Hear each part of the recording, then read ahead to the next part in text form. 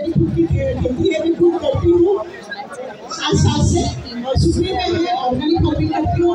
और ऐसा हुआ कि अभी मेरा इतना अच्छा सब चल रहा है, नेचर लेटर आया तो मेरी गायब हो गई कि वो कितना जा रहा है हमें पता नहीं चल रहा है। 120 मीटर बोल रहे हैं तो 120 मीटर अति गया तो मेरे पास कुछ भी नहीं बचेगा जमीन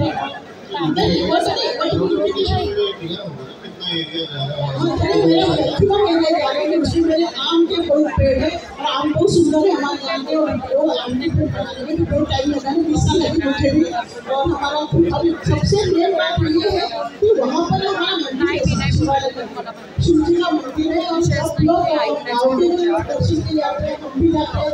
तो वो मंदिर का भी बचा सके तो अच्छा रहेगा, तो फिर उसकी कोई टेंशन नहीं होना चाहिए सब इससे भी बात कोई गड़बड़ नहीं हो, वो मंदिर हमारा छूटना चाहिए। अच्छा